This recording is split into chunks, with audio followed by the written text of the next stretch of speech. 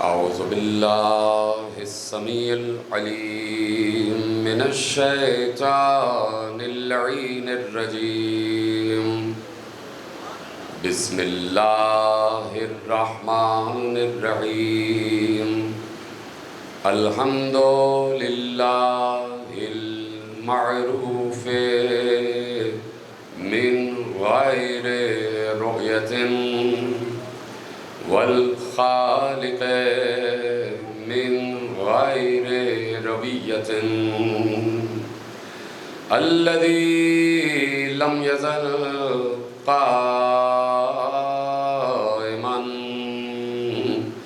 دائما إذ لا سماء ذات أبراج ولا ليل داج ولا بحر ساج ولا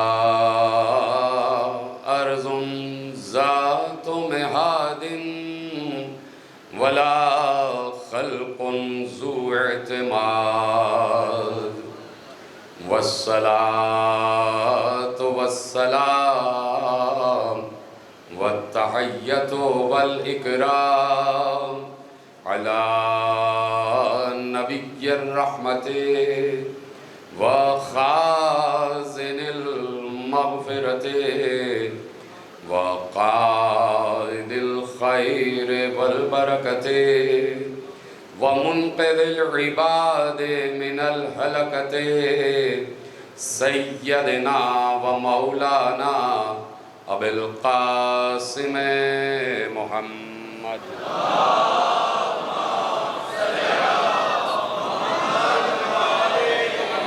وأهل بيته الطيبين الطاهرين المعصومين المظلومين المنتخبين المنتجبين الذين أذهب الله عنهم الرجس وطهرهم تطهيرا.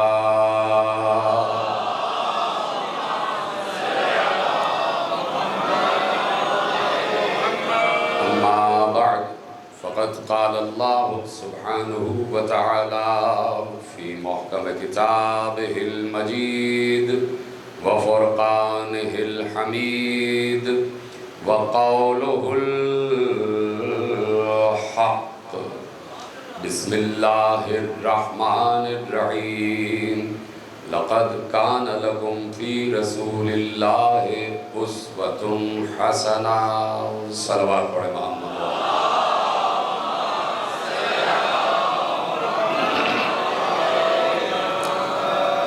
پروردگار عالم کا شکر ہے اور اس کا احسان عظیم ہے کہ اس نے ہمیں عالمین میں اس گھر سے متصل اور قریب فرمایا ہے کہ جس گھر میں مصطفیٰ، مرتضیٰ اور مجتبیٰ بندے نظر آتے ہیں، اور جس گھر میں استفائیت کا تسلسل نظر آتا ہے، جس گھر میں جو فرد بھی ہے وہ فرد ہے، جو فرد بھی ہے وہ منفرد ہے، جو فرد بھی ہے وہ چنا ہوا ہے، جو فرد بھی ہے وہ انتخاب کیا ہوا ہے، اور انتخاب بھی کسی عام مخلوق کا نہیں بلکہ خالق مخلوق کا انتخاب ہے. اور یہ گھرانے کہ جنہیں اللہ نے مصطفیٰ گھرانے قرار دیا ہے، یہ آل کہ جسے اللہ نے آل مصطفیٰ قرار دیا، اور اسی طرح وہ کہتا ہے کہ ہم چنتے ہیں، ہم انتخاب کرتے ہیں. ہم نے آدم کا انتخاب کیا، ہم نے نوح کا انتخاب کیا، لیکن ہم نے آل آدم کا انتخاب نہیں کیا. اگر یہ کہہ دیتا کہ ہم نے آل آدم کو مصطفیٰ بنایا ہے تو یزید بھی کہتا کہ میں مصطفیٰ ہوں. اس لیے کہ ہر اولاد آدم کہتی کہ میں آدم کا بیٹا ہوں، میں اولاد آدم ہوں تو میں بھی مصطفیٰ ہوں. اس لیے اللہ نے حضرت آدم کے لیے صرف لفظ منفرد طور پر کہ ان اللہ اصطفیٰ آدم، ہم نے آدم کو مصطفیٰ بنایا. اسی طریقے سے آگے بڑھی بات تو کہا کہ ہم نے نوح کو مصطفیٰ بنایا. اور نوح کی اولاد اور آل نوح نہیں کہا، اس لیے کہ نوح کا جو منہ بولا بیٹا تھا وہ نبی کو چھوڑ کر پہاڑ پسند کر بیٹھا. نوح کا جو منہ بولا بیٹا تھا وہ نبی کو چھوڑ کر پہاڑوں پہ چڑھ گیا. اور اللہ کہتا ہے کہ ہم پہاڑ پر چڑھ جانے والے کو نبی کی اولاد نہیں بنائیں. تو اس نے آل نوح بھی نہیں کہا، اس لیے کہ کشتی میں جو افراد سوار تھے وہ قوم نوح تو تھے، آل نوح نہیں تھے. اگر آل نوح کہہ دیتا تو کشتی کے جتنے افراد تھے سب کہتے کہ ہم نوح کی آل ہیں. نہیں جملہ پہنچا. کشتی کے جتنے افراد تھے اس میں نوح کی قوم شامل تھی، اور وہ کہ جو ایمان لائے تھے وہ شامل تھے 80 افراد. تو اللہ نے یہ نہیں کہا کہ ہم نے آل نوح کو مصطفیٰ بنایا. اگر کہہ دیتا تو نوح کے دوست بھی کہتے کہ ہم اہل بیت میں ہیں، نوح کی قوم بھی کہتی کہ ہم اہل بیت میں، ہم اہل بیت نوح میں ہیں، ہم آل نوح میں ہیں. اس لیے انفرادی طور پر جناب آدم کو منتخب کیا اور انفرادی طور پر جناب نوح کو منتخب کیا. لیکن جب بات اس منزل پر پہنچی کہ جہاں قربانیوں کا سلسلہ شروع ہو جائے، ادھر ہے سلامت رہیں، کہ جہاں قربانیوں کا سلسلہ شروع ہو جائے، جہاں ابتلا اس منزل پر پہنچے کہ کوئی نبی مبتلا ہو آزمائش میں، اور آزمائش میں مبتلا ہونے کے بعد کامیاب ہو جائے اور پے بپے اسے امتحانات سے گزارا جائے. اور جب امتحانات سے گزارا جائے تو ایک نیا زاویہ آپ کے حوالے کرتا ہوں کہ امتحانات سے گزارا جائے تو ابراہیم نے ایک بار کہا کیا یہ امتحان میری اولاد سے بھی لیا جائے گا؟ اللہ نے کہا لیا تو جائے گا، لیکن تمہاری اولاد میں جو ظالم ہوں گے ان سے نہیں لیا جائے گا. یعنی جو عہدہ امامت ہے وہ امتحان کے بعد ملا کرتا، جو عہدہ امامت ہے وہ ابتلا کے بعد ملا کرتا، اس لیے کہ بہت بڑا عہدہ ہے، معمولی عہدہ نہیں ہے. تو اس لیے کہہ دیا ہم نے آل ابراہیم کو مصطفیٰ بنایا، ہم نے آل عمران کو مصطفیٰ بنایا. صرف عمران کو نہیں، ہم نے آل عمران کو مصطفیٰ بنایا. اب یہاں سے دیکھیے تسلسل ہے آل ابراہیم اور آل عمران. وہاں آدم اور نوح، ان اللہ اصطفیٰ آدم و نوحا و آل ابراہیم و آل عمران علی العالمین، آیتیں آپ کی بچپن سے سنی ہوئی ہیں. تو اب کہتا ہے کہ آل ابراہیم کو مصطفیٰ بنایا، آل عمران کو مصطفیٰ بنایا. اور جب ابتلا میں، آزمائش میں، امتحان میں یہ آل ابراہیم پوری اترتی چلی گئی تو اللہ نے کہا کہ چونکہ امتحان میں، ابتلا میں، آزمائش میں جس ابتلا میں ہم مبتلا کرتے رہے یہ پورے اترتے چلے گئے، تو اب ہم درود کا آغاز بھی آل ابراہیم ہی سے کر رہے ہیں. اب ہم آل ابراہیم پر درود کا آغاز کر رہے ہیں. یعنی جہاں امامت جائے گی درود بھی وہیں جائے گا. یہ طرح سلامت رہیں.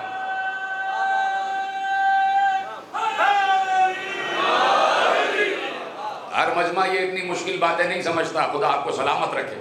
یعنی جہاں سے امامت کا آغاز ہے وہیں سے درود کا آغاز ہے، جہاں سے امامت کا آغاز ہے. اس لیے کہ اللہ نے کہہ دیا کہ اے ابراہیم ہم نے تمہیں یہ نہیں کہا کہ جہاں تم نے ہمارا گھر بنایا اس مکے کا امام بنا دیا، مکے کا امام نہیں کہا، ہم نے تمہیں انسانوں کا امام بنایا.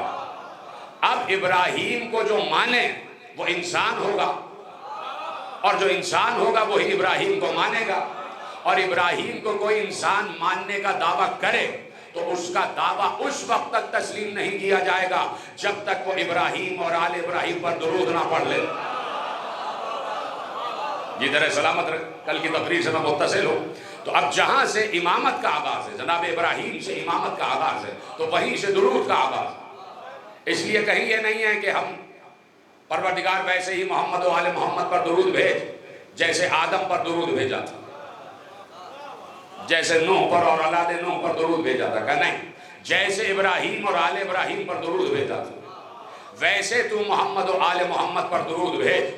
تو اب جہاں سے امامت ہے وہیں سے درود ہے۔ اس کا مطلب ہے کہ درود کا ربط گہرا ہے امامت سے، لیکن امام بھی اللہ نے دو قسم کے بنائے ہیں، ایک امام حق ہے، ایک امام باطل ہے، ایک امام جنت ہے، ایک امام جہنم ہے۔ بھائی سنی بھی آئے تھے آپ کی، میں تو سمجھ رہا کہ آپ پہنچ جائیں گے فوراً۔ اللہ نے دو قسم کے امام بنائے، دونوں قسم کی اماموں کے تذکرے اللہ نے قرآن میں کر دیے ہیں، سورہ قصص میں، سورہ ابراہیم میں۔ اللہ کہتا ہے وَجَعَلْنَاهُمْ أَئِمَّةً يَهْدُونَ بِأَمْرِنَا وَأَوْحَيْنَا إِلَيْهِمْ فِعْلَ الْخَيْرَاتِ وَإِقَامَ الصَّلَاةِ وَآتَوُا الزَّكَاةَ وَكَانُوا لَنَا عَابِدِينَ۔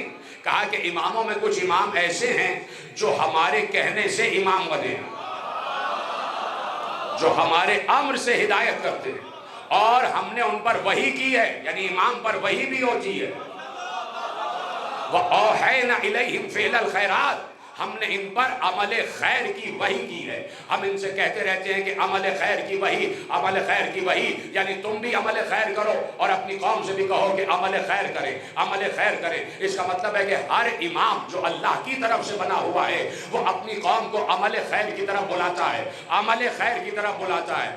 ہر امام جو امام حق ہے، اللہ کی طرف سے بنا ہوا ہے، وہ اپنی قوم کو عمل خیر کی طرف بلاتا ہے، نہیں پہنچے، عمل خیر کی طرف بلاتا ہے۔ تو عمل خیر کی طرف بلانے ہی کو کہتے ہیں حی علی خیر العمل۔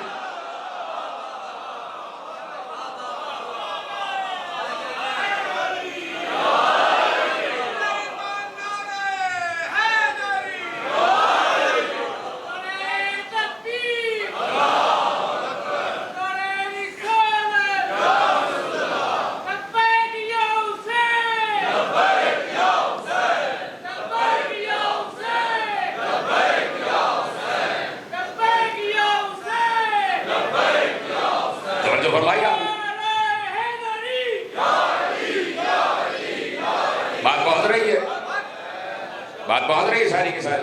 کہا کہ وَأَوْحَيْنَا إِلَيْهِمْ فِعْلَ الْخَيْرَاتِ، ہم نے ان سے کہا ہے کہ اپنی قوم کو عمل خیر کی طرف بلائیں، عمل خیر کی طرف بلائیں۔ تو میں پوچھنا چاہتا ہوں کہ کیا عمل خیر ہر دور میں بدلتا رہے گا؟ کیا عمل خیر آدم کے دور میں کچھ اور تھا، نوح کے دور میں کچھ اور ہو گیا، ابراہیم کے دور میں کچھ اور ہو گیا، موسیٰ کے دور میں کچھ اور ہو گیا، عیسیٰ کے دور میں کچھ اور ہو گیا؟ نہیں، ہر دور میں عمل خیر ایک ہی رہے گا، اس لیے کہ عمل خیر کی وحی کرنے والا اللہ بھی ایک ہی ہے۔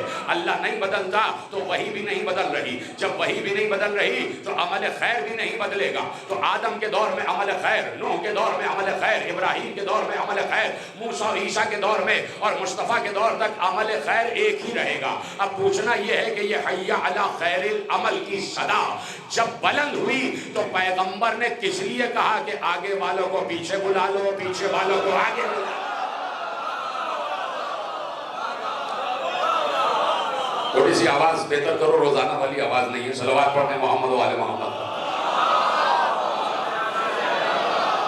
توجہ فرمائی آپ نے، یہ ایک قسم کا امام جو امام حق ہے، اور خراب کر دیا آواز، چلو پہلے جیسی تھی ویسی رہنے دو، صلوات پڑھیں محمد و آل محمد۔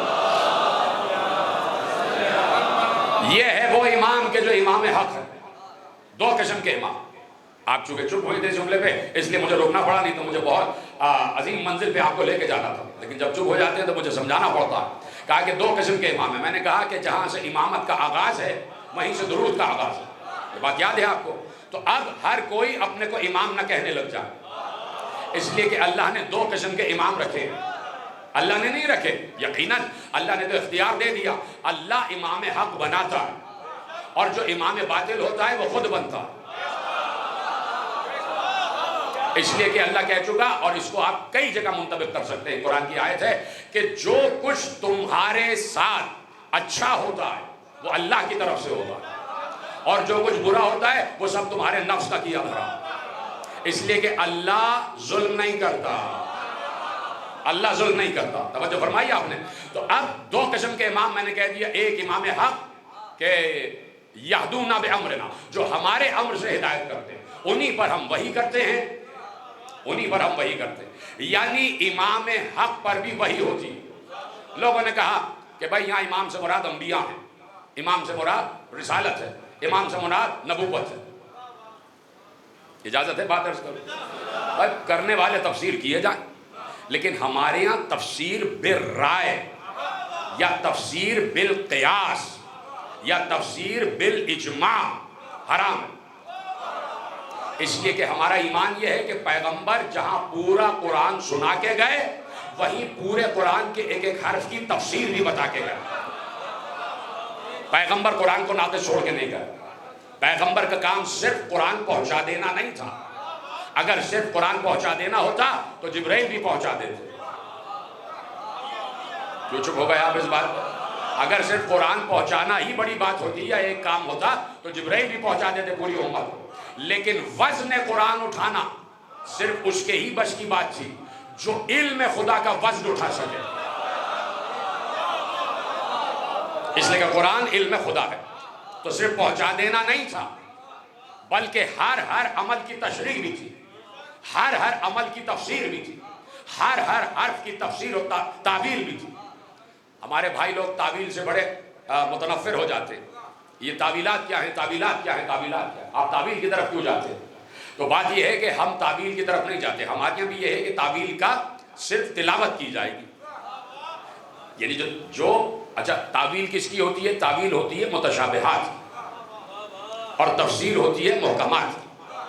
میرا حسن ظن یہ کہتا ہے کہ آپ سب اس بات پر بہت تقریریں سن چکے ہیں، اس لیے آپ کو سمجھانے کی ضرورت نہیں ہے کہ محکم کیا ہے، متشابہ کیا، آپ سب جانتے ہیں۔ اور اسی حسن ظن کے تحت میں بات آگے بڑھا رہا ہوں، محکم متشابہ پہ رک نہیں رہا ہوں۔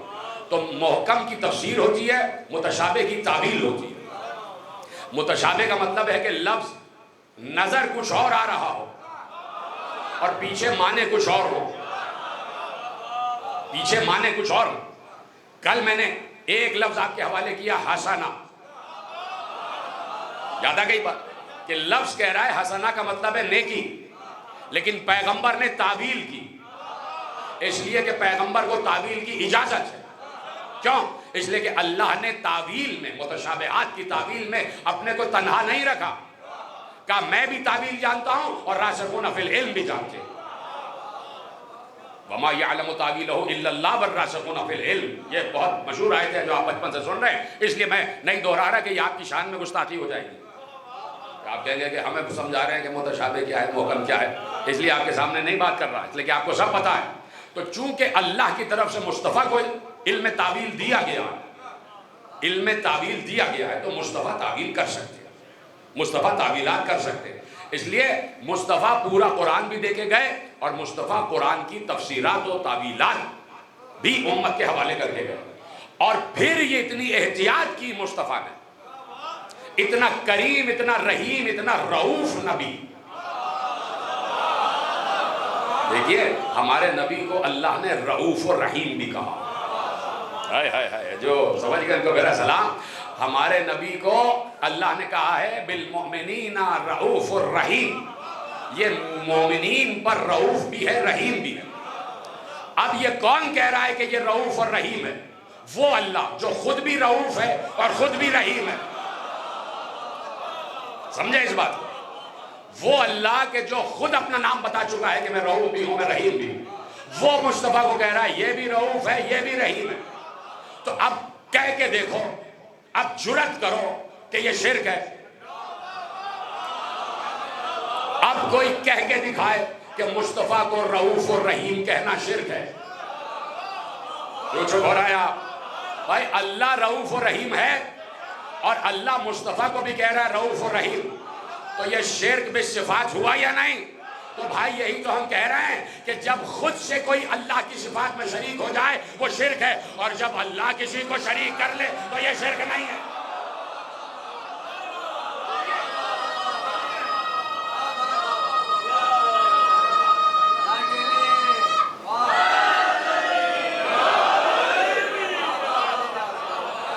تو فرما لیں آپ۔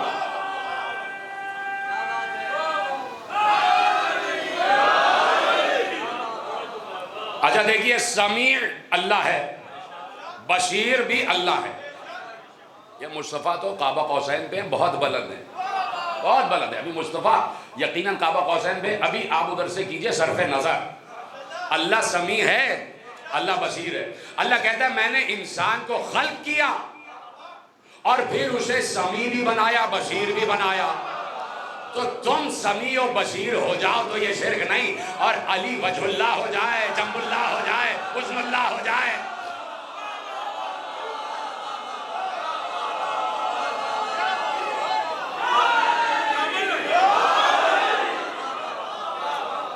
توجہ فرمائیے.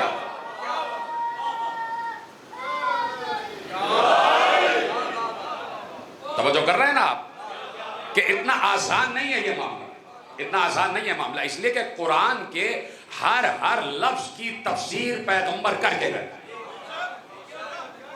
اور میں اسی موقع پر آپ کو روکنا چاہتا ہوں، اجازت ہے؟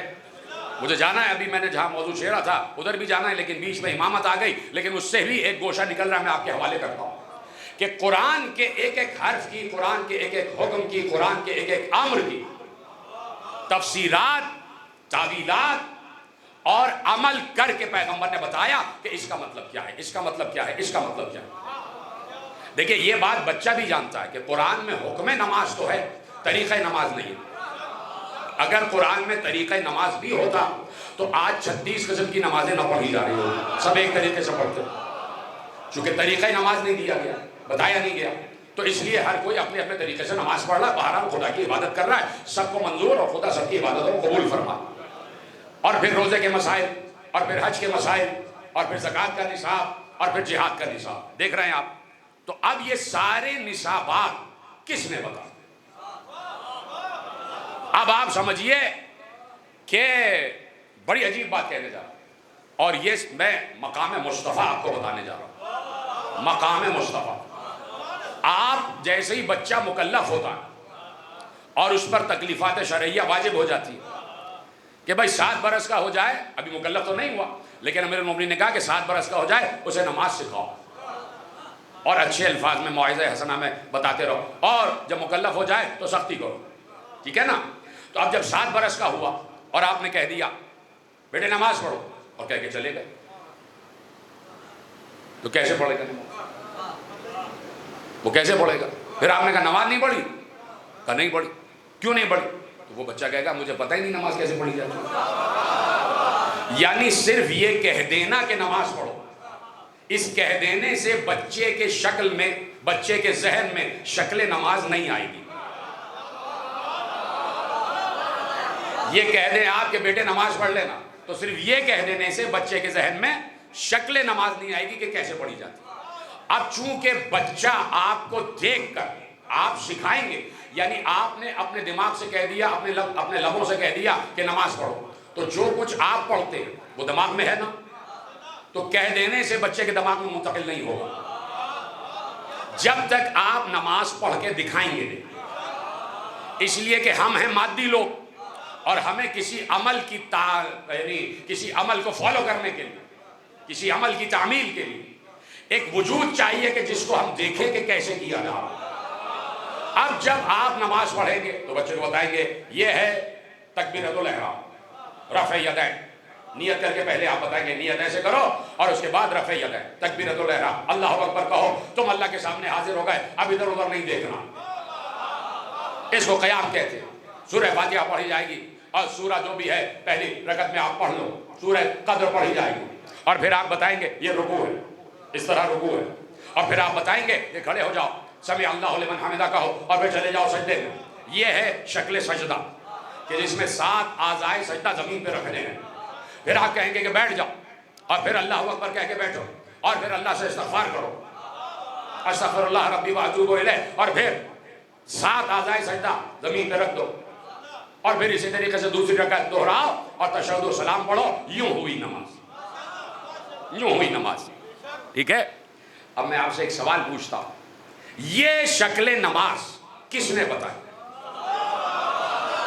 ابھی میں اس بحث میں نہیں جا رہا کہ ہاتھ باندھنا ہے یا ہاتھ کھلے رکھنا ہے، اس لیے کہ قیام، رکوع، سجدہ سب کیا مشترک ہے؟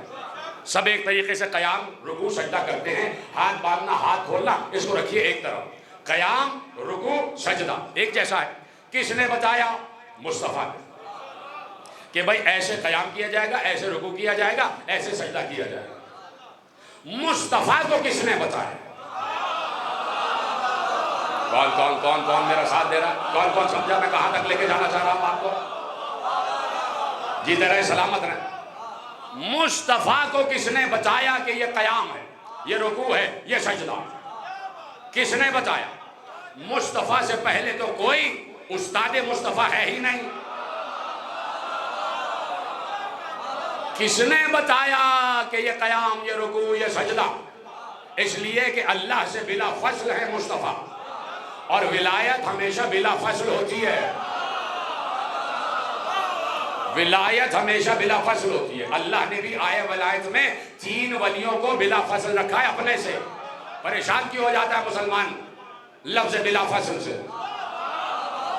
بھائی اللہ نے بلا فصل رکھا، انما ولیکم اللہ والرسول والذین، ہے نا تینوں دونوں بلا فصل۔ ولایت میں اللہ سے 2 بلا فصل ہے، ایک محمد، ایک علی۔ تو اللہ کے بعد مصطفیٰ ہیں ولی، تو مصطفیٰ ہیں خلیفۃ اللہ، مصطفیٰ ہیں خلیفۃ اللہ بلا فصل، اور مصطفیٰ کے بعد ہے علی۔ تو یہی تو کہا جائے گا کہ علی کون ہے؟ خلیفۃ الرسول بلا فصل۔ وصی رسول اللہ و خلیفۃ بلا فصل، یہ آیہ ولایت کی وجہ سے پڑھا جاتا ہے۔ ہمارے محترم بھائی ناراض ہو جاتے ہیں کہ یہ بلا فصل جو ہے ہمیں چبھتا ہے، یہ جملہ لوگ اس پہ ناراض ہو جاتے ہیں کہ یہ بلا فصل کا جملہ ہمیں جو ہے کچوکے لگاتا ہے۔ تو بھائی یہ آیہ ولایت کی تشریح ہے۔ آیہ ولایت میں 3 اولیاء کا تذکرہ ہے، اور جب 3 اولیاء کی بات کی جائے گی تو آپ جا کے پڑھ لیجئے، صاحب تفسیر کشاف نے بھی لکھا ہے۔ اچھا سب کو چھوڑ دیجئے، مستدرک والے نے لکھا ہے، حاکم نیشابوری نے، اور حاکم نیشابوری نے ہر وہ روایت لکھی ہے جو امام بخاری اور امام مسلم کے معیارات پر پوری اترتی ہے۔ تو تفسیر در منصور میں بھی لکھا ہوا ہے، اور جا کے آپ پڑھیں تفسیر کبیر میں بھی لکھا ہوا ہے کہ نماز میں زکوٰۃ دینے والا علی ہے، کہ جس کے لیے یہ آیت نازل ہوئی کہ اللہ ولی ہے، رسول ولی ہے، اور علی ولی ہے۔ تو یہ جو اذان میں جملہ آتا ہے اشہد ان لا الہ الا اللہ، اشہد ان محمد رسول اللہ، اشہد ان علی، کیا ہے؟ ولی ہے نا، تو اشہد ان علی ولی اللہ، ٹھیک ہے؟ اب مسئلہ یہ ہے کہ آپ کہتے ہیں کہ بھائی اشہد ان علی ولی اللہ کا ہی ہے، وصی رسول اللہ و خلیفۃ بلا فصل کیوں کہتے ہیں؟ تو ہم بھی کہتے ہیں کہ بھائی اگر قرآن بھی وہی رک جاتا، قرآن نے بھی کہا والذین آمنوا الذین یقیمون الصلاۃ ویؤتون الزکاۃ وہم راکعون، مسلسل باتیں کی ہیں۔ تو توجہ فرمائی آپ نے۔ اب میں کہہ رہا ہوں یہ شکل نماز ہے، مصطفیٰ نے ہمیں بتایا نماز ایسے پڑھی جاتی ہے۔ مصطفیٰ کو کس نے بتایا؟ اس لیے کہ مصطفیٰ سے پہلے تو کوئی ہے ہی نہیں، اور اگر ہے جیتے رہے سلامت رہے۔ میں نے ابھی کہا کہ آپ اپنے بچے سے کہیں گے نماز پڑھو تو آپ کو کھڑے ہو کے دکھانا پڑے گا کہ ایسے پڑھی جاتی ہے نماز، اور اگر کہا جائے کہ اللہ نے سکھایا تو اللہ تو نظر ہی نہیں آتا، پیچھے رہ گیا، اللہ تو دکھائی نہیں دیتا اور نہ دکھائی دے گا۔ بھائی بات یہ ہے کہ میرا ایک جملہ ہے، بڑا پرلطف جملہ ہے، لے جائیے اس کو، کہ اللہ دکھائی نہیں دیتا۔ تو میں اکثر کہتا ہوں کہ جب محبوب کو شب معراج اللہ نظر نہیں آیا تو ملا کو جمعرات میں کیا نظر آئے گا؟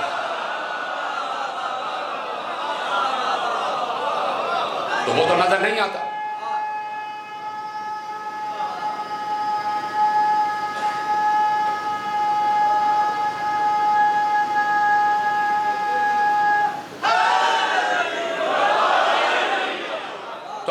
دو ہی صورتیں ہیں، اللہ دکھائی نہیں دیتا اور وہ چاہتا ہے کہ نماز پڑھی جائے، وہ چاہتا ہے۔ ابھی تو آدم کی تخلیق اور وہ فرشتے اور وہ مٹی سے بنانا وہ تو بہت دور ہے، ابھی تو صرف مصطفیٰ ہے اور خالق مصطفیٰ ہے۔ اس وقت کی بات کرو کہ مصطفیٰ نے سجدے میں سر رکھا، نور مصطفیٰ نے سجدے میں سر رکھ دیا، اور مصطفیٰ نے وہ تسبیح کی اور وہ تحلیل کی، وہ تکبیر کی، یہ سب مصطفیٰ نے کیا اور سجدے میں سر رکھ دیا۔ تو سجدہ کس نے سکھایا؟ مصطفیٰ، اس لیے کہ اللہ دکھائی نہیں دیتا۔ کہ وہ دکھائی دے اور کہے کہ یہ ہوتا ہے سجدہ. تو اب دو ہی صورتیں ہیں کہ جب یہ مصطفیٰ نور ایزدی کا حصہ تھا تو تب ہی اسے الہام کیا گیا کہ جب صدور کی منزل پر ظہور کی منزل پر آؤ گے تو یہ ہے شکل سجدہ. اور اگر اس کو اگنور کر رہے ہو ڈیلیٹ کر رہے ہو تو مانو جو مصطفیٰ نے کیا اللہ نے کہا یہی نماز ہے.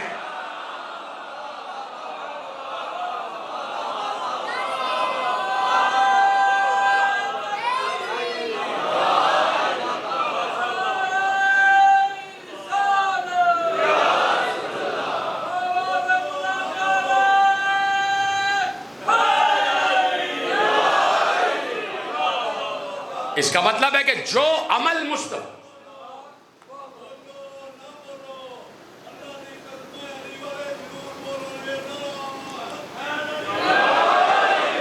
توجہ فرمائے، یعنی جو مصطفیٰ نے کیا سجدے میں جو بھی نور مصطفیٰ کی شکل تھی، جس حیت میں بھی تھا، جس حیثیت میں بھی تھا، جس نوع میں بھی تھا، اس سے ہمیں غرض نہیں ہے. اور اس نے جو عمل کیا وہی سجدہ قرار پایا. اور مصطفیٰ کو یہ معلوم تھا کہ وہ اتنا عظیم ہے کہ کھڑے ہو کے تسبیح کرنا اس کے سامنے تذلل کی نشانی نہیں ہے جب تک پیشانی زمین پہ نہ رکھ دی جائے.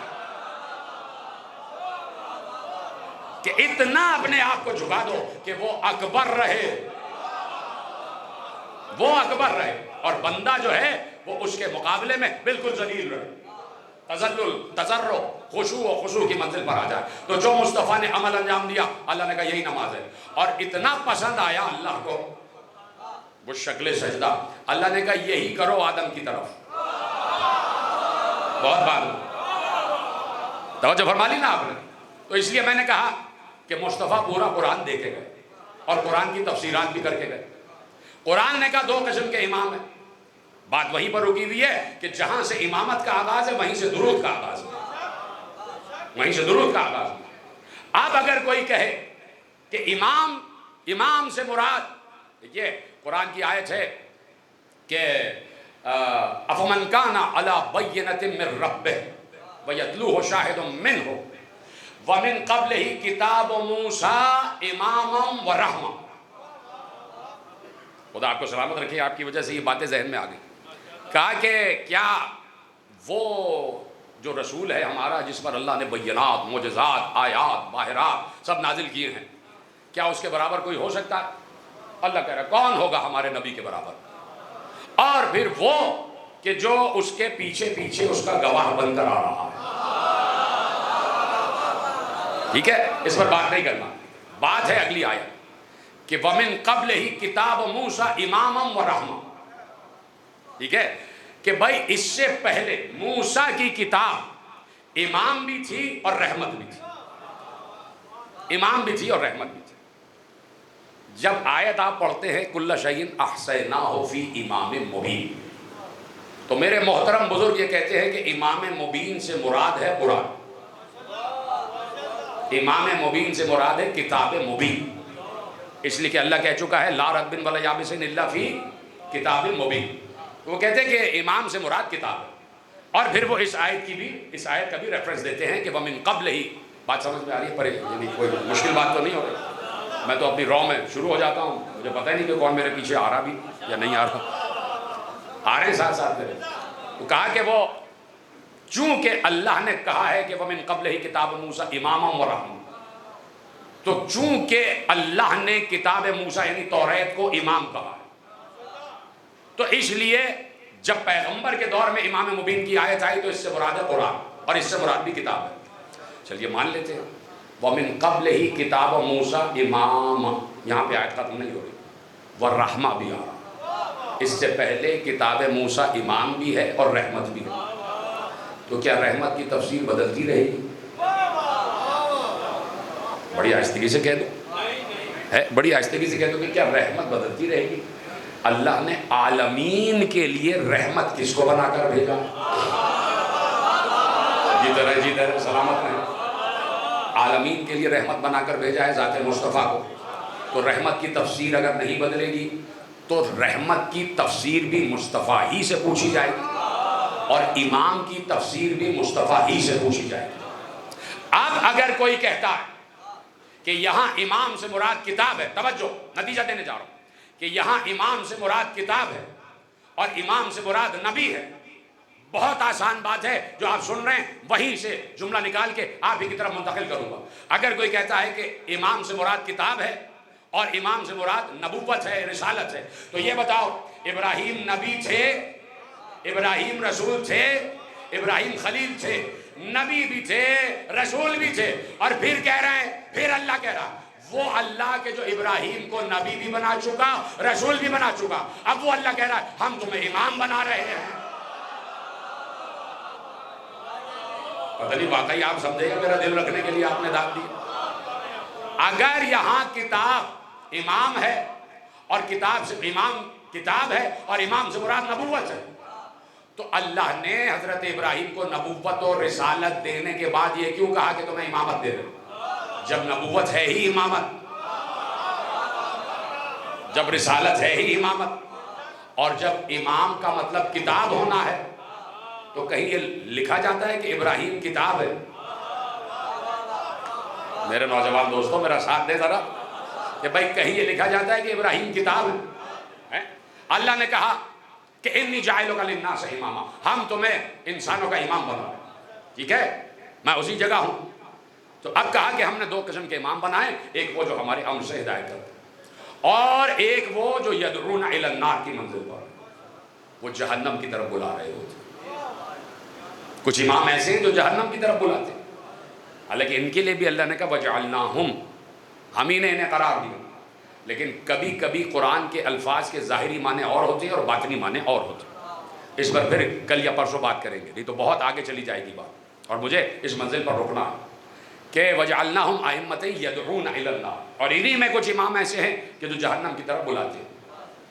تو دو قسم کے امام ہو گئے، سمجھا کے بتا رہا ہوں، دو قسم کے امام ہو گئے، ایک ہے امام اللہ کی طرف سے من اللہ، اور ایک ہے جہنم کی طرف بلانے والا۔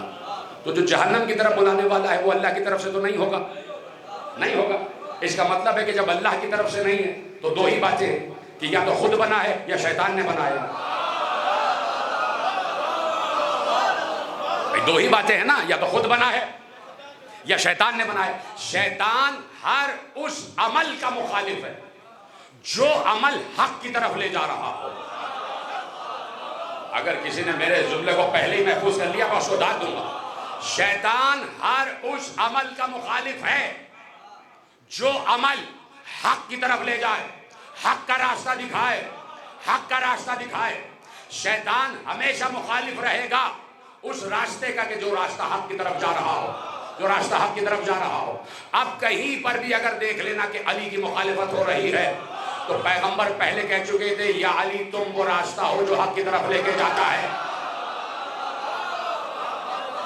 تم وہ راستہ ہو جو حق کی طرف لے کے جاتا، تم وہ راستہ ہو جو حق کی طرف لے کے جاتا۔ تو شیطان، ابھی میں نے کچھ عمل جو میں نے کہے ہیں بعض کو روک لیا ہے، کل یا پرسوں بیان کریں گے۔ آپ کو پتا ہے کہ علی والوں کے کن کن اعمال سے شیطان کو اور اس کے اولیاء کو پریشانی ہے، شیطان کو اور اس کے اولیاء کو پریشانی ہے۔ تو اب دو قسم کے امام ہو گئے، امام حق، امام باطل، اور وہ جو جہنم کی طرف بلا رہے ہیں۔ تو جو جہنم کی طرف بلا رہے ہیں وہ اللہ کی طرف سے نہیں ہوں گے۔ لفظ امام آ گیا۔ اب اگر پھر روک رہا ہوں، بڑی منطقی بات ہے، میں سمجھا کے آگے بڑھوں۔ اگر امام سے مراد کتاب ہی ہے تو کیا کوئی کتاب حق ہے اور کتاب باطل بھی ہے؟ کیا کتاب باطل بھی ہے؟ دیکھیں نا باتیں آ رہی ہے اور میں اس کا آگے بڑھ رہا ہوں۔ تو اب جو امام باطل ہے وہ اللہ کی طرف سے بنایا ہوا نہیں ہے، یا تو خود بن گیا یا شیطان کا بنایا ہوا۔ اس کی پہچان یہ ہے کہ وہ جہنم کی طرف بلائے گا۔ تو کون سا ایسا لیڈر ہے، میں لفظ لیڈر جان بوجھ کے استعمال کر رہا ہوں، اس کے لیے جتنے بھی معنی ہیں وہ آپ نے ذہن میں لے آئیے۔ کون سا ایسا لیڈر ہے جو کھڑے ہو کے کہے آؤ میرے ساتھ چلو میں تمہیں جہنم کی طرف لے جا رہا ہوں؟ کوئی نہیں، کوئی نہیں، کوئی ایسا نہیں کہتا کہ مجھے فالو کرو میں جہنم کی طرف لے جا رہا ہوں۔ اور اللہ کہہ رہا ہے یہ جو امام خود بنا ہوا ہے اور جو شیطان کا بنایا ہوا ہے یہ جہنم کی طرف بلاتا ہے۔ جہنم کی طرف بلاتا ہے. حالانکہ کوئی ایسا نہیں ہے کہ جو کہے کہ جہنم کی طرف آؤ، میرے پیچھے پیچھے آؤ، جہنم کی طرف چلو. اللہ نے کہا بات یہ ہے کہ جو جہنم کی طرف بلاتے ہیں ہم ان کی ایک نشانی تمہیں بتاتے ہیں. ہم ایک نشانی بتاتے ہیں. کہ نشانی پہلی تو یہ ہے کہ وہ یوم القیامت لا ینصرون، قیامت میں ان کا کوئی مددگار نہیں ہوگا. قیامت میں ان کا کوئی مددگار نہیں ہوگا. اچھا، قرآن کی ایک آیت ہے بڑی مشہور ہے کہ اللہ کہتا ہے کہ جو اس دنیا میں اندھا ہے وہ آخرت میں بھی اندھا رہے گا. تو اس کا یہ مطلب نہیں ہے کہ جو واقعی آنکھ والا نہیں ہے.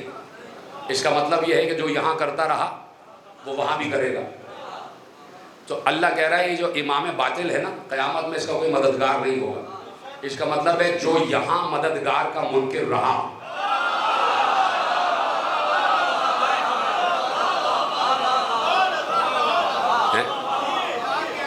اچھا وَيَوْمَ الْقِيَامَةِ هُمْ لَا يُنْصَرُونَ.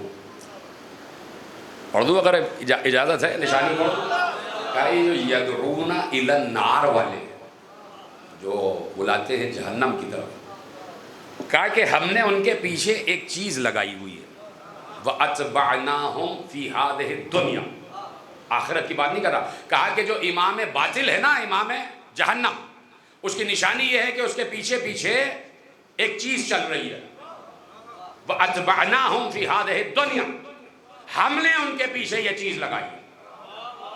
ہم نے امام جہنم کے پیچھے اس دنیا میں ایک چیز لگائی ہے. آیت پوری پڑھوں گا تو مجھے بتائیے گا وہ چیز کیا ہے. وَأَتْبَعْنَاهُمْ فِي هَذِهِ الدُّنْيَا لَعْنَةً.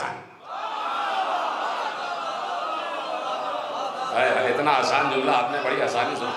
کہا کہ اس دنیا میں ہم نے ان کے پیچھے لعنت کو لگا دیا ہے. ہم نے اس دنیا میں ان کے پیچھے لعنت کو لگا دیا ہے. اور پھر ایک اور بات کیا آئی. وَيَوْمَ الْقِيَامَةِ هُمْ مِنَ الْمَقْبُوحِينَ. اور اس دنیا میں تو ان کی نشانی یہ ہے کہ ان کے پیچھے پیچھے لعنت چل رہی. اور آخرت میں ان کی نشانی یہ ہے کہ وہ بڑے مکروہ چہرے والوں کے ساتھ ہوں گے. وہ بڑے مکروہ چہرے، وہ بگڑے چہرے والوں کے ساتھ ہوں گے. جا کے پڑھنا، قرآن میں ترجمہ لکھا ہے وَيَوْمَ الْقِيَامَةِ هُمْ مِنَ الْمَقْبُوحِينَ. وہ کہ جو امام باطل ہے، جو امام جہنم ہے، اس کے پیچھے پیچھے لعنت چل رہی ہے اس دنیا میں. اور آخرت میں اس کی پہچان یہ ہے کہ وہ بگڑے چہرے والوں کے ساتھ ہوگا. بگڑے چہرے والوں کے ساتھ ہوگا. اب تم مجھے بتا دو کہ چہرہ بگڑتا کب ہے؟ جیسے ہی آپ نے فضائل علی بیان کیے چہرے بگڑنا شروع ہو جاتے.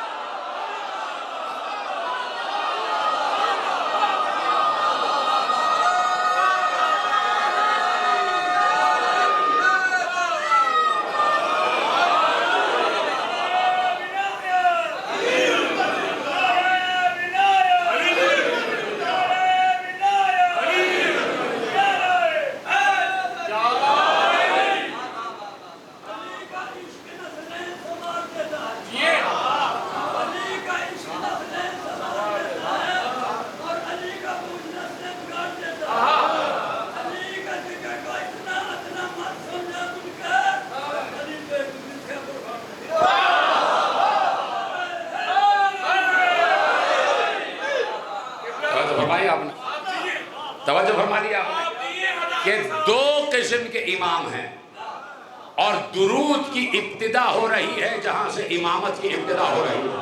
تو خبردار یہ دیکھ لینا کہ جس کو درود میں شامل کر رہے ہو وہ امام حق بھی ہے یا نہیں.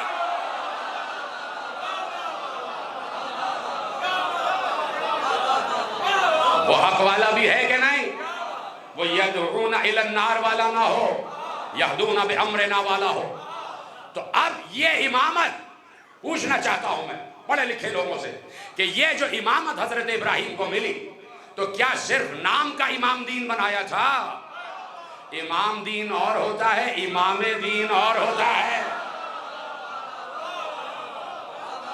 ہر امام دین امام دین نہیں ہوتا. ہر امام دین امام دین نہیں ہوتا. تو حضرت ابراہیم سے ایک نئے عہدے کی ابتدا ہوئی اور اس عہدے کا نام ہے امامت. اس عہدے کا نام ہے امامت. تو اب ہمارا نبی جو حضرت ابراہیم ہے وہ نبی بھی ہے، وہ رسول بھی ہے. اور جا کے پڑھیے گا کہ جب حضرت ابراہیم کو امامت دی ہے تو سب نے لکھا ہے کہ اس سے پہلے خلیل بنا چکا تھا، رسول بنا چکا تھا اور نبی بنا چکا تھا. یعنی ابراہیم ایک انسان، خالی انسان کو امامت نہیں دی گئی، ابراہیم نبی کو امامت دی گئی، ابراہیم رسول کو امامت دی گئی، ابراہیم خلیل کو امامت دی گئی. تو بھائی اب میں کہوں یا نہ کہوں، بہرحال کہنا ضروری ہے. چلیے دوسری مثال سے کہہ دیتا ہوں اور اس کو یہاں منطبق کر لیجئے گا. میٹرک کی ڈگری بڑی ہوتی ہے یا پی ایچ ڈی؟ تو پہلے میٹرک ہوتے ہو یا پہلے پی ایچ ڈی ہوتے ہو؟ اب یہ طے کر لینا کہ ابراہیم کو امام کب بنایا گیا اور نبی کب بنایا گیا. بھائی جیتے رہے جو سمجھ گئے، میرا جملہ سمجھ گئے. تو جو عہدہ بڑا ہے وہ آخر میں ملے گا، جو عہدہ بڑا ہے وہ آخر میں ملے گا. اور جب حضرت ابراہیم نبی بھی ہیں، امام بھی ہیں، رسول بھی ہیں اور خلیل بھی ہیں، اور جب کہہ دیا کہ یہ عہدہ میری ذریت میں جائے گا تو اب ذریت میں جائے گا، لیکن شرط اللہ نے رکھ دی کہ ظالموں کے پاس نہیں جائے گا. یہ شرط رکھ دی. اب دنیا تلاش کرے کہ ظالم کون رہے، یہ دنیا تلاش کرے، یہ ہمارا درد سر نہیں ہے، ہمارے پاس موضوعات بہت اور وقت بھی کم ہے. تو اب یہ چاروں عہدے جناب ابراہیم کے چلے اور ذریت ابراہیم تک پہنچے. آل ابراہیم تک جائیں گے نا، اس لیے کہ آل ابراہیم کو مصطفیٰ بنایا، آل ابراہیم کو مصطفیٰ بنایا. تو اب جہاں جہاں آل ابراہیم جا رہی ہے، حضرت ابراہیم ہے، پھر اسماعیل ہے، پھر تیدار ہے، پھر محلائیل ہے، پھر یارد ہے، پھر اخنوخ ہے، پھر مدوشلق ہے، پھر حمیسہ ہے، پھر علیسہ ہے، پھر عد ہے، پھر عود ہے، پھر عدنان ہے، پھر نظر ہے، پھر مزار ہے، پھر خزیمہ ہے، پھر کنانہ ہے، پھر ادریس ہے، پھر الیاس ہے. یعنی پورا سلسلہ ہے، پورا تسلسل آئے چلا جا رہا. پھر اس کے بعد لوئی ہے، پھر غالب ہے، پھر مرہ ہے، پھر کلاب ہے، پھر اس کے بعد ہاشم ہے، پھر عبد مناف ہے، پھر عبد المطلب ہے، پھر عبداللہ ہے، پھر ابو طالب ہے. یہ سب آل ابراہیم کی کڑی، سب آل ابراہیم میں آ رہے ہیں. اور پھر آ گئی آل ابراہیم مصطفیٰ تک، آل ابراہیم مصطفیٰ تک آ گئی. تو درود متصل ہو گیا محمد و آل محمد اور ابراہیم و آل ابراہیم تک. کہہ دیا کہ درود ویسا ہی ہوگا جیسے ابراہیم و آل ابراہیم پر پڑھا گیا. پوری تقریر میں کل کر چکا. تو اب یہ تسلسل ہے درود کا. درود کی ابتدا ہوئی جب حضرت ابراہیم کو امامت دے دی گئی، ٹھیک ہے، اور استفائیت کی منزل آ گئی. تو درود میں امامت بھی شامل ہے، درود میں امامت بھی شامل ہے. اب یہ عہدے گئے مصطفیٰ تک. کلیدی جملہ کہہ رہا ہوں، اور اگر بات آپ تک ویسے پہنچ گئی جیسے میں پہنچانا چاہتا ہوں تو تقریر آخری بھلے میں سمجھے داخل ہو گئے. یہ سارے عہدے مصطفیٰ تک پہنچے. ہمارا نبی مصطفیٰ نبی بھی ہے، ہمارا نبی مصطفیٰ رسول بھی ہے، ہمارا نبی مصطفیٰ خلیل سے بھی بڑھ کر ہے، اور وہ ہے محبوب. بھائی ابراہیم اللہ کے دوست ہیں اور ہمارا مصطفیٰ نبی اللہ کا محبوب ہے. تو خلت سے بڑی ہوتی ہے محبوبیت، دوست سے بڑا ہوتا ہے محبوب. نہیں ساتھ دیا کریں بھائی. دوست سے بڑا ہوتا ہے محبوب، دوست سے زیادہ قریب ہوتا ہے محبوب. تو اللہ نے ابراہیم کو کہا دوست اور مصطفیٰ کو کہا محبوب. تو اب ذرا یہ دیکھ لو کہ مصطفیٰ نے دوست کسے کہا اور محبوب کسے کہا. توجہ فرما لینا. تو اب یہ چاروں عہدے گئے.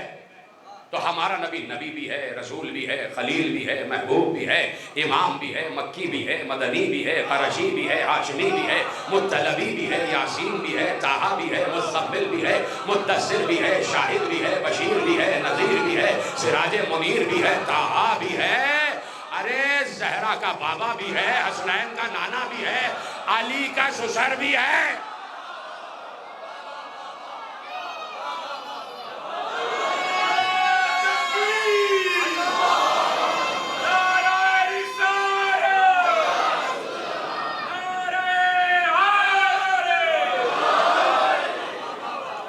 ہمارے نبی کے پاس 3 عہدے، نبوت، رسالت، امامت. اب بڑی فکری بات کرنے جا رہا ہوں، چاہے اس کو جیسے آپ سنیں، بتا دیں گے تو آپ کا احسان ہوگا. نبوت، رسالت، امامت، 3 عہدے ہمارے نبی کے پاس. ہمارا نبی امام بھی ہے. یہ نہیں ہو سکتا کہ ابراہیم میں کی نسل میں امامت جائے اور ہمارے نبی تک نہ آئے. ہمارے مصطفیٰ نبی آخری نبی امام بھی.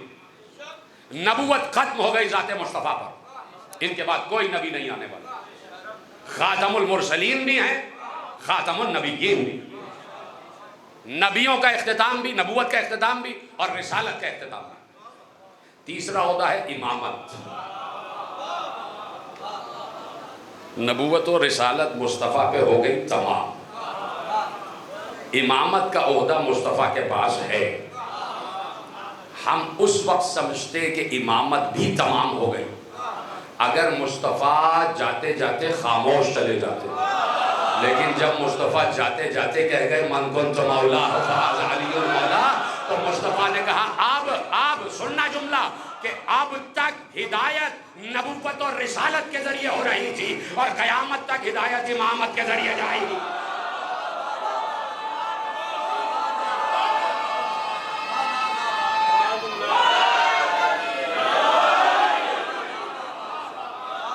اب قیامت تک ہدایت امامت کے ذریعے جائے گی. اس لیے صحیح مسلم سے لے کے ابن ماجہ تک اور اصول کافی سے لے کے اور ہماری آخری کتاب تک سب نے لکھا کہ پیغمبر نے اصحاب کرام کے مجمع میں کھڑے ہو کے کہا جس جس جس جس جس جس جس جس جس جس کا میں مولا ہوں اس کا علی مولا.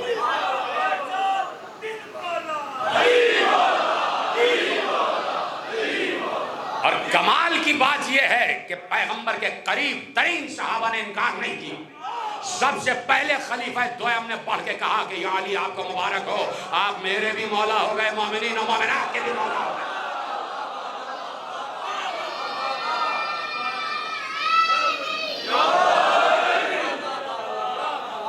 اب جملہ ہے اور وہ جملہ یہ ہے کہ یہ غدیر کا ذکر، یہ امامت کا ذکر، یہ ولایت کا ذکر، یہ مدح مصطفیٰ ہے.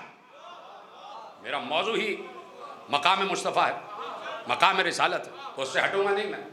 یہ غدیر، یہ کہنا کہ من کنت مولا فہذا علی المولا، یہ کہنا کہ امام و امتی من بعدی علی، میرے بعد میری امت کا امام ہے علی. یہ کہنا کہ اقضاکم علی، تم میں بہترین قاضی ہے علی. عالم امتی علی، یہ کہنا کہ میرے بعد میری امت کا سب سے بڑا عالم ہے علی. یہ مدح مصطفیٰ ہے. کیسے؟ شفقت دیکھو اور ہمارے نبی کی کریمی دیکھو اور اپنی امت سے ہمارے نبی کی ممتا دیکھو. ممتا دیکھو. جملہ سمجھ جائیں تو بتائیے گا. آدم سے لے کے خاتم تک اللہ کبھی بھی کسی امت سے براہ راست مخاطب نہیں ہوا، کسی سے براہ راست مخاطب نہیں ہوا. اب امت کو مخاطب کرنا تھا تو آدم کے ذریعے ہوا، اس کے بعد نوح کے ذریعے ہوا، اس کے بعد ابراہیم کے ذریعے ہوا، پھر موسیٰ کے ذریعے ہوا، پھر عیسیٰ کے ذریعے ہوا، 1,24,000 انبیاء کے ذریعے ہوا اور آخر میں مصطفیٰ کے ذریعے امت مصطفیٰ سے مخاطب ہوا. براہ راست مخاطب نہیں ہوا، ایک نہ ایک بیچ میں وسیلہ رکھا. یعنی اللہ اور مخلوق کے درمیان رابطے کا نام تھا نبوت. بس ختم کر رہا ہوں بات. اللہ اور مخلوق، اللہ اور انسان کے درمیان رابطے کا نام ہے نبوت. اللہ نبوت کے ذریعے انسانوں سے مخاطب ہوتا. اے آدم کہہ دو ان سے، اے نوح کہہ دو ان سے، اے ابراہیم کہہ دو ان سے، اے موسیٰ کہہ دو ان سے، اے عیسیٰ کہہ دو ان سے، اے مصطفیٰ ان سے کہہ دو. یعنی رابطے کا ذریعہ، اللہ اور انسانوں میں رابطے کا ذریعہ نبوت اور رسالت. اب نبوت اور رسالت تو ختم ہو گئی مصطفیٰ پر. شکر کرو کہ مصطفیٰ نے علی کو امام قرار دے کر بتایا کہ اللہ نے مخلوق سے رابطہ توڑا نہیں ہے، اب علی کے ذریعے رابطہ رہے گا.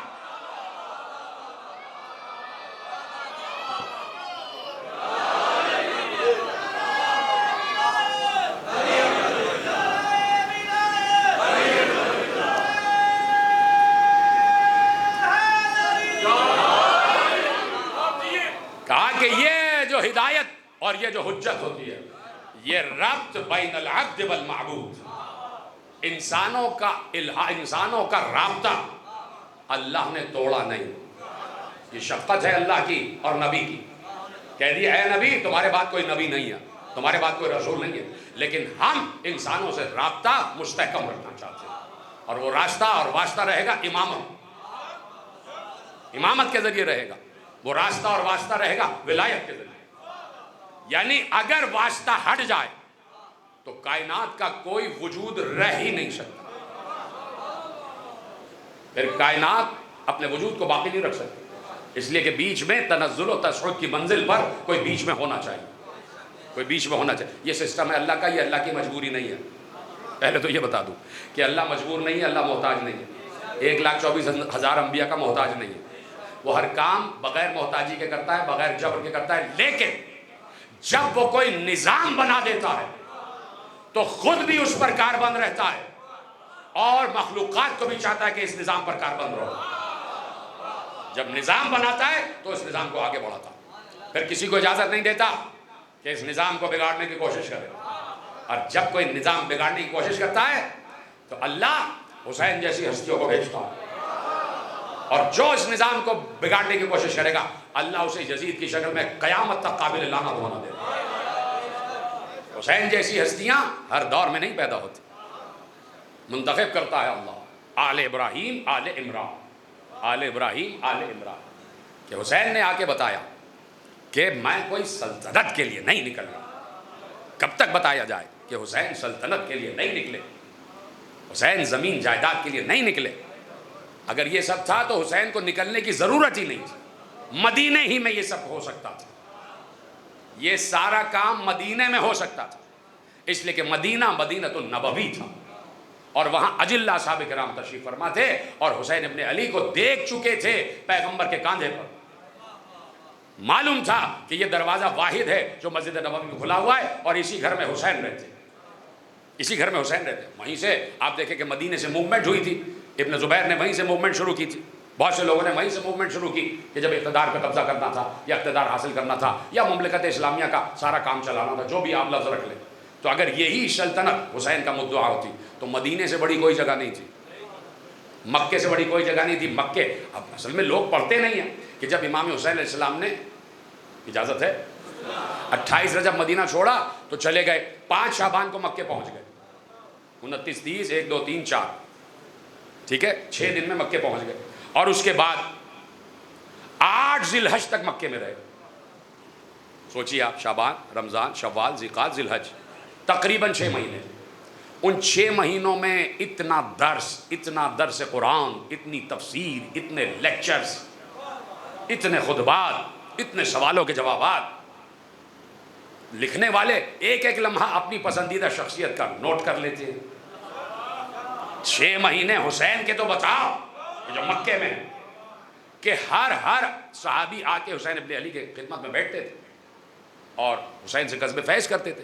تو مکے میں حج کے دوران حسین انقلاب کا اعلان کر دیتے کہ میں حقدار ہوں اور میں اپنی حکومت بنانے جا رہا ہوں, اور میں ہوں صاحب تخت, اور میں یہاں سے اپنی حکومت کا اعلان کرتا ہوں. تھا کہ نہیں؟ مدینہ, مکہ, کہیں بھی اعلان کر دیتے. لیکن بات یہ تھی کہ اصل چیز حکومت نہیں ہے, اصل چیز الہی حاکمیت ہے. الہی حاکمیت, وہی الہی حاکمیت کہ جو پچھلے ادوار میں حجت ہے خدا کو ملتی رہی. تو حسین یہی بتانے جا رہے تھے کہ کل کو کہیں تم اللہ سے شکایت نہ کر دینا آخرت کے دن, کہ اگر اس وقت کا جس کو تو نے امام بنایا تھا, وہ اگر اس وقت اٹھ کے ہمیں بتاتا کہ میں حق پر ہوں, تو ہم اسی کی طرف ہو جاتے. سمجھ رہے میری بات؟ تو اس لیے ضروری تھا کہ حجت تمام کی جائے, اور حسین اتمام حجت کے لیے کھڑے, کہ ہم اسی تسلسل کا نام ہے کہ جسے آل ابراہیم کہا جاتا ہے, جسے آل عمران کہا جاتا ہے. ہم ہیں مفسرین قرآن, ہم ہیں متدبرین قرآن, ہم ہیں وہ کہ جن کے صحن میں جبرائیل نازل ہوتے رہے, ہم ہیں وہ کہ جنہوں نے فرشتوں کے پروں کی آواز کو سنا ہے, ہم ہیں وہ کہ جنہوں نے وحی کی خوشبو کو سونگھا ہے, ہم ہیں وہ کہ ہماری ماں کے دروازے پر ملک الموت آ کے رکا تھا, اور جب تک ہماری مادر گرامی نے اجازت نہ دے دی ملک الموت داخل نہ ہو سکا۔ ہم ہیں زہرا کے گھرانے والے، ہم ہیں نبی کے گھرانے والے، ہم ہیں صاحبان قرآن، ہم ہیں صاحبان وحی، ہمارے گھروں میں وحیاں اترتی رہی، اس لیے ہم سے پوچھو کہ حق کیا ہے، ہم سے پوچھو کہ دین کیا ہے، ہم سے پوچھو کہ صلاۃ کیا ہے۔ اس لیے حسین اٹھے اور حسین نے کہہ دیا امر بالمعروف ہے نہی عن المنکر ہے۔ امر بالمعروف کا مطلب کیا ہے؟ اس میں سب کچھ آتا، کہ معروف کا مطلب یہ ہے کہ جہاں جہاں الہی احکامات آ رہے ہیں وہ بتانا ضروری تھا حسین ابن علی، ٹھیک ہے؟ تو ایسے نہیں بتایا بلکہ دلوں میں بٹھا دیا۔ حسین نے درد کی ایسی کربلا سجائی، درد کا ایسا منظرنامہ سجایا، کربلا کی تصویر میں ایسے درد کے رنگ بھر دیے کہ قیامت تک کوئی حسین کا دامن چھوڑ نہیں سکتا۔ اگر کوئی مظلوم ہے اور اگر کسی کے دل میں ہمدردی والا دل ہے وہ حسین سے کبھی بھی روگردانی نہیں کرے گا۔ ایک پیغام اور لے جائیے، گریے کے بھی لوگ خلاف ہو جاتے ہیں، یہ کیا ہے گریا، یہ کیا ہے گریا، کیوں روتے رہتے ہیں ہر وقت؟ تو میرا کہنا یہ ہے کہ گریا اس لیے ضروری ہے کہ گریا انسان کو انسان رہنے دیتا ہے، انسان کو انسان بناتا ہے۔ اگر اس فرش عزا سے کوئی ایسا اٹھے کہ جو عباس کے کٹے ہوئے شانوں پر رو چکا ہو، تو جو عباس کے کٹے ہوئے شانوں پر روتا ہے وہ باہر نکل کے کسی کے بازو نہیں کاٹے گا، اجروں کو بدل۔ یہ ہے گریے کا مقصد۔ جو علی اکبر کے زخمی جگر پر رو چکا ہو وہ کسی باپ کے سامنے کسی جوان بیٹے کو ذبح نہیں کرے گا۔ جو علی اصغر کے زخمی گلے پر گریا کر چکا ہو وہ کسی ماں کی گود نہیں اجاڑے گا۔ جو سکینہ کے زخمی رخسار پر رو چکا ہو وہ کسی بچی کو مارے گا نہیں۔ جو یہاں سے اٹھتا ہے رو کر پھر اس کے دل میں سب کے لیے ہمدردی کا جذبہ آ جاتا ہے کہ ہائے حسین ابن علی نے کیا کیا کچھ بتا دیا، کہ ایک باپ ہے جو اس طریقے سے جوان بیٹے کے لاشے پر جا رہا ہے کہ اس سے اپنے قدموں پہ کھڑے نہ رہا گیا، کوہنی اور گھٹنیوں کے بل چلتے ہوئے علی اکبر کے لاشے پر پہنچے۔ اور دیکھیے اتنی محبت ہے حسین کو علی اکبر سے کہ شبیہ رسول ہیں علی اکبر۔ علی اکبر کبھی سو رہے ہیں، ایک بار علی اکبر کی طبیعت خراب ہو گئی، سر میں درد ہو گیا، لیٹے ہوئے تھے، تو حسین آئے اور پوچھا بیٹا کسی چیز کی حاجت ہے، کوئی خواہش ہے؟ کہا بابا کچھ نہیں چاہیے۔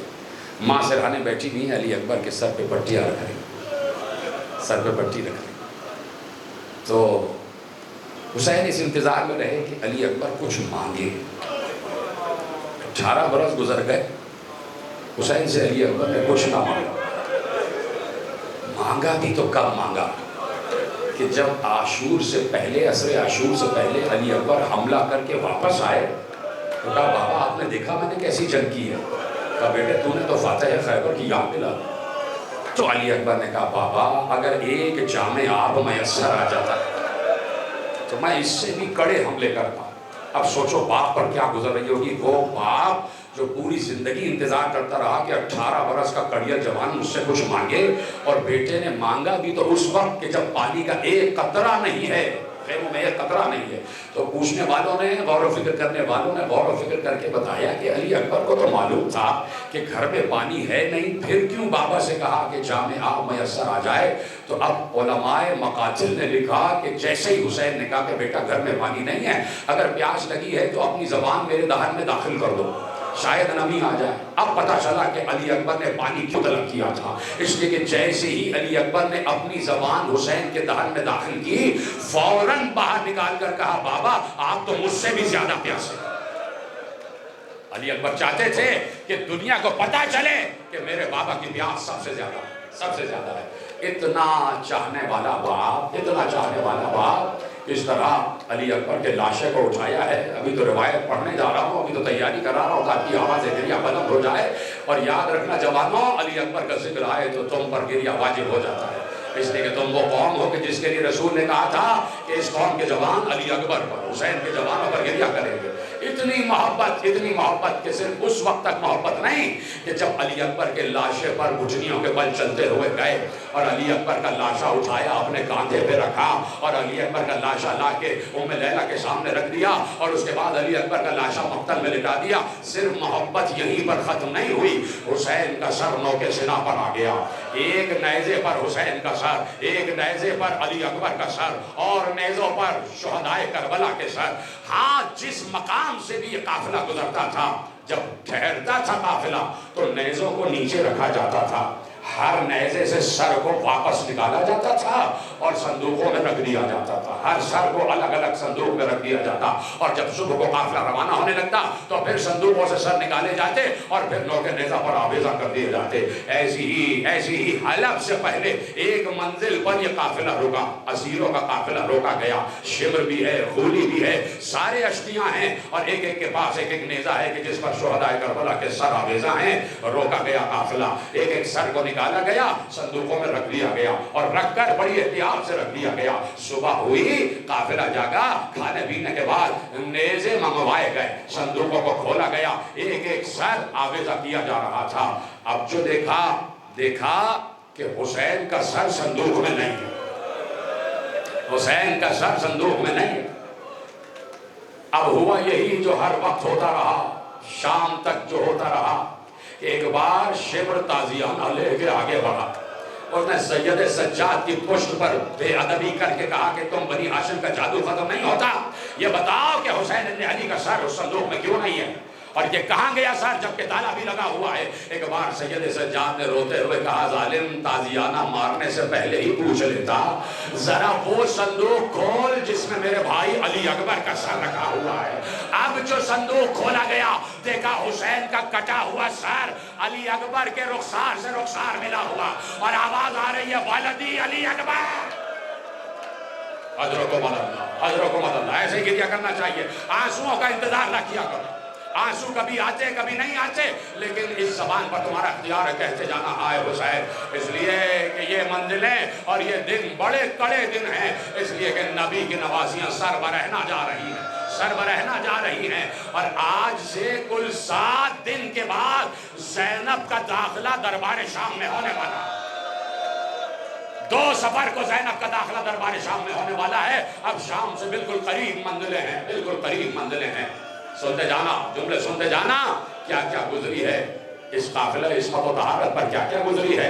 جیسے ہی بازار میں قافلہ داخل ہوا, ایک بار ایک مسجد سے ایک قاری قرآن باہر آیا. شور مچ رہا تھا, سیٹیاں بجائی جا رہی تھی, تالیاں پیٹی جا رہی تھی. اور جملہ سنو گے کہ تم سنتے ہو نا کہ آئینہ بندی کی گئی تھی, اس پر ہائے کہنا ضروری ہے. یعنی دونوں طرف, بازار کے دونوں طرف دیواروں پر آئینے لگائے گئے تھے, دونوں طرف آئینے لگائے گئے تھے. اس لیے نہیں کہ کوئی جشن منایا جا رہا تھا, کہ اس لیے تاکہ قیدی اپنے آپ کو آئینوں میں دیکھیں کہ ہم کس عالم میں لائے جا رہے ہیں. آپ کی آواز گریہ بلند ہو جائے ان جملوں پر. کہا قیدی اپنے پھٹے حال کو ان آئینوں میں دیکھیں کہ ہم نے ان کا کیا حشر کیا, کس طریقے سے لے کے آئے ہیں. یہ نبی کے گھر والے ہیں, یہ عصمت کے گھر والے ہیں. دیکھو ہم نے وحی کا کیا عالم کیا ہے, ہم نے صاحبان قرآن کا کیا عالم کیا ہے. آئینہ بندی ہو چکی ہے اور سیٹیاں ماری جا رہی ہیں, کہے لگائے جا رہے ہیں, تالیاں پیٹی جا رہی ہیں. ایسے میں جب شور ہوا مسجد میں پہنچا تو ایک قاری قرآن مسجد سے باہر آیا اور اس نے دیکھا ایک قافلہ آ رہا ہے, لٹا ہوا قافلہ.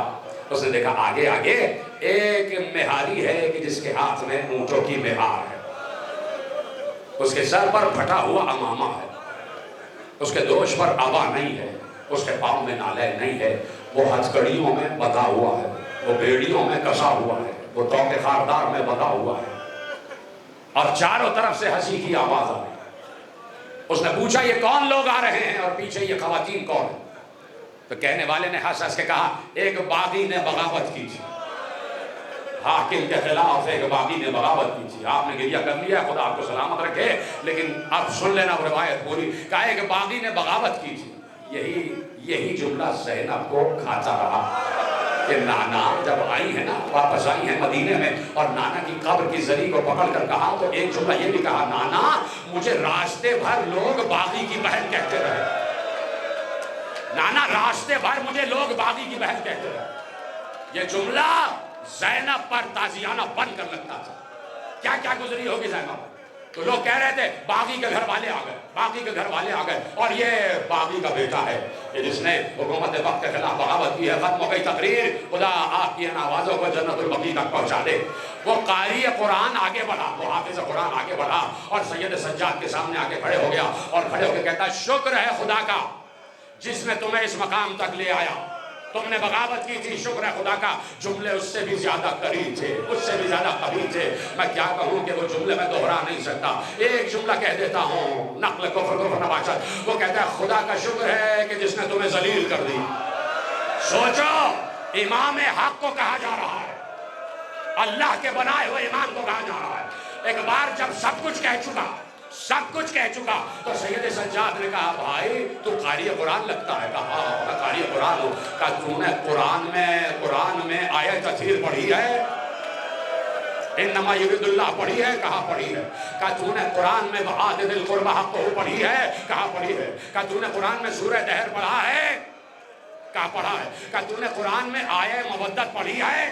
قل لا اسألکم علیہ اجرا. کہا پڑھی ہے. ایک دم چوک کر وہ قاری کہتا ہے تم یہ آیتیں مجھے کیوں سنا رہے ہو, تمہارا ان آیتوں سے کیا مطلب ہے. تو اب سجاد نے روتے ہوئے کہا ارے وہ قربہ ہم ہی تو ہیں جن کی مودت واجب قرار دی گئی, وہ ہم ہی تو ہیں. صاحبان تطہیر ہم ہیں, پیغمبر کے قربہ ہم ہیں. ایک بار طلب کر کہتا ہے اے قیدی کہ تیرے حق کی قسم تو بتا تو کون ہے. کہا میں نبی کے نواسے حسین کا بیٹا علی ابن الحسین ہوں. کہا یہ اونٹوں پہ کون ہے. کہا یہ نبی کی نواسیاں ہیں, یہ نبی کی بیٹیاں ہیں. ایک بار سر سے امامہ پھینک کر زمین پر لیٹ جاتا ہے اور لیٹ کر کہتا ہے یہ اونٹ مجھ پر سے گزر جائے, میں مر جاؤں, تاکہ محشر میں رسول اللہ سے یہ نہ کہہ سکوں کہ یا رسول اللہ میں نے بھرے بازار میں آپ کی بیٹیوں کو نہیں دیکھا, میں نے بے پردہ بیویوں کو.